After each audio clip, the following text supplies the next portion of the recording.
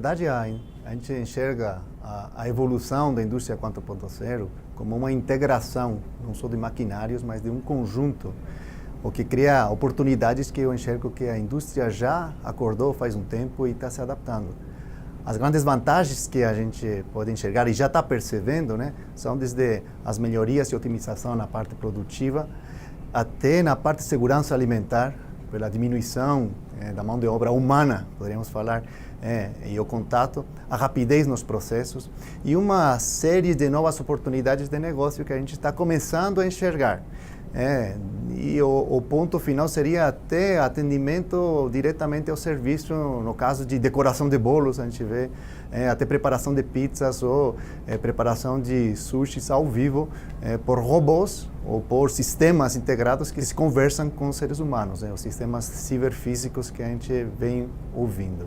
No ambiente da indústria 4.0, as máquinas são mais conectadas, ou seja, nós vamos ter máquinas conversando com máquinas, de maneira que todo o processo está conectado e todos os dados gerados no processo são coletados para que possam ser feitas análises que vão otimizar o processo produtivo, reduzir o tempo de produção, reduzir o consumo de energia e aumentar, consequentemente, a estabilidade do processo, segurança e rentabilidade dos processos.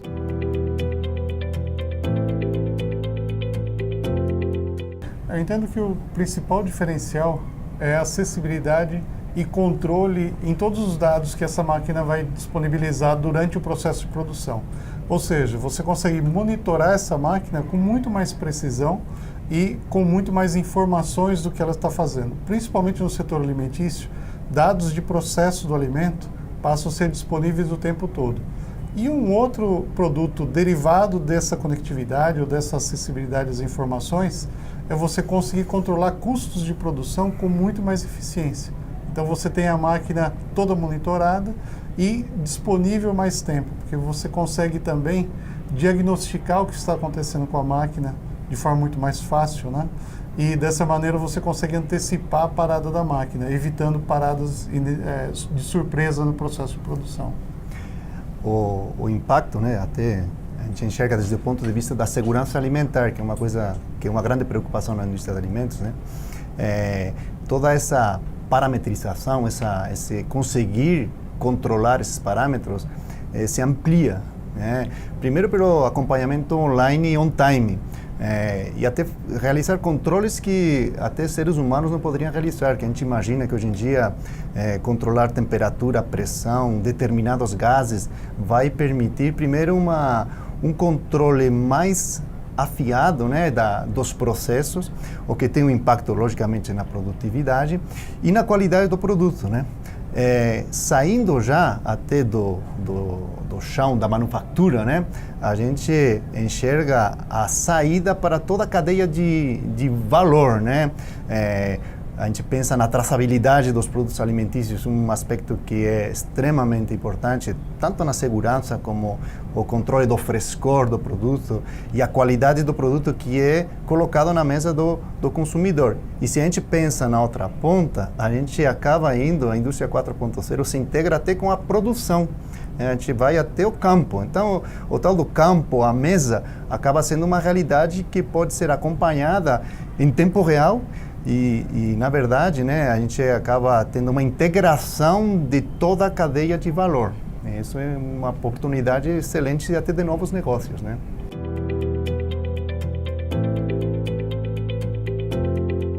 Não, na verdade, não há necessidade de uma troca de todo o chão de fábrica, né? Mas sim o planejamento do que ela vai fazer no processo produtivo e começar a pensar a maneira de integrar o processo.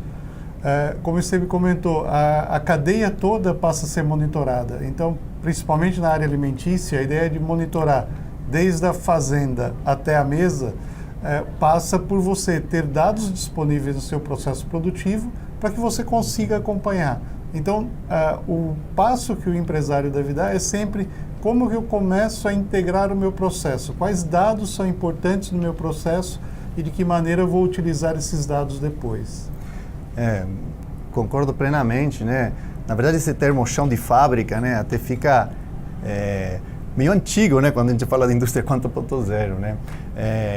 Na verdade, se a gente enxerga só a parte da manufatura, e propósito que o Senai vem trazendo, né, seria uma evolução passo a passo até você se incorporar no conceito da indústria 4.0, né, que parte do mais básico, né, primeiro verificar o que está sendo feito e como posso melhorar, né. A gente estava falando da manufatura enxuta ou da eficiência energética. A gente já tem ferramentas que vão ajudar a fazer monitorar e verificar qual é o estado e como posso já melhorar com as ferramentas atuais, para posteriormente verificar os pontos de controle, instalar sensores e sistemas já automatizados, eletrônicos, onde for precisar, para finalmente, já no estágio mais avançado, né, integrar os sistemas e finalmente chegar no tal da Smart Factory, ou fábrica inteligente, né? E, na verdade, que nesse instante a gente acaba saindo da pura manufatura para ir no que a gente está falando da cadeia de valor, né? Que já não seria nem a cadeia logística, é a cadeia de valor, né? Desde o campo, de ponta a ponta, que é o grande ganho desse conceito de integrar que vem com a indústria 4.0. Ou seja, na verdade, a ideia não é integrar só máquinas ou equipamentos, mas integrar toda a cadeia de valor. Entender o impacto que existe, a etapa anterior e a etapa posterior, naquele processo que você está tratando. De maneira que você consiga pegar desde lá da produção do alimento até o monitoramento dele na gôndola, por exemplo, no supermercado. Perfeito. E saber o estado que esse alimento está o tempo todo, né? E até receber feedback do próprio cliente e como isso vai afetar a própria manufatura. Então, as possibilidades são gigantes, né? E, na verdade, como a gente estava conversando lá fora antes, né? Sobrepassa completamente a ideia de eu vou implantar a indústria 4.0. Não é uma receita pronta, não é um software específico, é uma coisa muito maior, muito mais complexa e, ao mesmo tempo, com muitas mais oportunidades que a gente está enxergando. Exato. O importante é ter a visão holística, né? A visão Perfeito, do todo. A visão do todo. Para começar a pensar em indústria 4.0.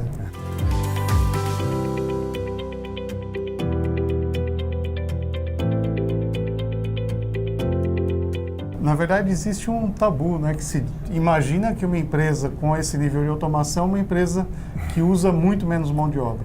Na verdade, ela usa um tipo de mão de obra diferente. Ou seja, nós usamos menos mão de obra de operação e mais mão de obra de supervisão e de desenvolvimento. Ou seja, o ser humano ele está deixando de ter aquele conceito de mão de obra, né? Como nós dissemos, em pleno estágio de evolução que nós estamos, chamar o ser humano de mão de obra chega a ser até depreciativo. Então nós chamamos que esse recurso ele passa a ser utilizado de outra maneira. Ele passa a ser utilizado como um gestor de ativos, por exemplo, como um gestor do processo, como alguém que vai criar um processo novo de produção, vai criar novos meios de controle e vai integrar melhor a cadeia, porque o ser humano tem essa capacidade de questionar, que é justamente a diferença dele em relação a uma máquina com inteligência artificial. Como dizem, né, a máquina ela é muito boa para dar respostas, mas ela é péssima para fazer perguntas. E o ser humano, ele trabalha justamente nisso, no questionamento de como o processo pode ser melhorado. Ou seja, toda a melhoria, todo o desenvolvimento, ele vai partir do ser humano, que tem que ser preparado para isso. E aí eu entendo que o Senai tem um papel muito importante, né, professor? Na verdade, a gente tem esse tabu realmente, né? O que a gente percebe em países europeus e na Alemanha é uma migração, na verdade. Criam-se novos postos de trabalho.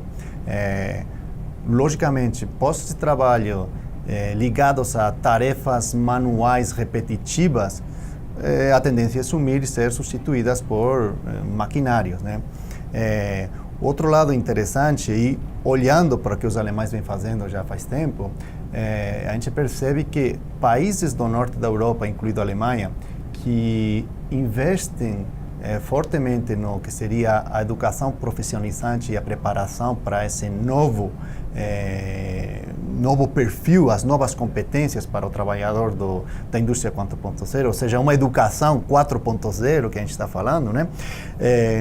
Eles se encontram no topo de todos os rankings de inovação.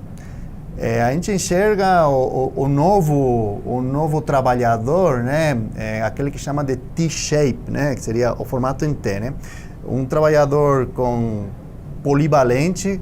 Na parte do T, horizontal, seriam as capacidades transversais, ou seja, tudo que está ligado a trabalho em equipe, ligado a inovação, empreendedorismo, intraempreendedorismo, pesquisa, capacidade de questionar, procura por resultados, e uma vertente vertical que seria a especialização. Então seria essa polivalência e essa especialização numa área determinada, no caso alimentos, por exemplo, né?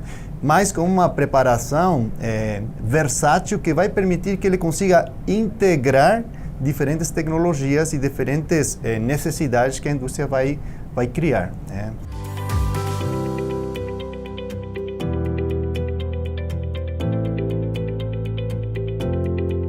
Eu entendo que o primeiro grande desafio da indústria de alimentos, e eu diria que na indústria brasileira em geral, é mudar o ambiente para um ambiente colaborativo e de inovação. E nós precisamos começar a pensar de maneira mais estratégica, usar mais planejamento e aplicar mais metodologias do processo de produção. O que nós observamos que muitas empresas, embora queiram investir na tecnologia, elas esquecem de investir no planejamento. Então é fundamental que a empresa crie uma visão de longo prazo para que ela consiga traçar uma rota de desenvolvimento que vai passar obrigatoriamente por Lean Manufacturing, por exemplo, ou seja, tratar de organizar os processos para serem mais enxutos. O aspecto de segurança alimentar, ou seja, entender profundamente as questões de segurança alimentar e de que maneira eu consigo supervisionar e monitorar os parâmetros o tempo todo. E com isso, aí sim, ele consegue traçar um plano de longo prazo. Eu enxergo uma necessidade de uma mobilização nacional, na verdade. Exatamente. Na área de alimentos, eu enxergo o Brasil como o grande celeiro do mundo, e a oportunidade que a gente tem de estar na linha de frente é única. Em relação a isso, então, a gente imagina até desde a parte de pesquisa e desenvolvimento nacional, até uma mobilização nacional na parte de educação, da preparação desses recursos humanos para o futuro e, na verdade, para o presente. E a grande pergunta, né, para onde a gente quer ir? Inovar para quê? Inovar para produzir produtos obsoletos em 3 anos? É isso que a gente quer? Ou a gente vai responder a um desafio muito maior, que a gente enxerga que até a gente vai desde a sustentabilidade, passando pelo meio ambiente, e falando para até como alimentar o mundo, na verdade, a água, desperdício de alimentos. Então, todo esse contexto gigantesco, nesse momento, ganha uma amplificação, porque realmente a gente tem a oportunidade de colocar esse conjunto, a sociedade por um lado, a manufatura por outro, um plano de país, né? Que eu acredito que seja talvez uma oportunidade, mais uma oportunidade única na história do Brasil.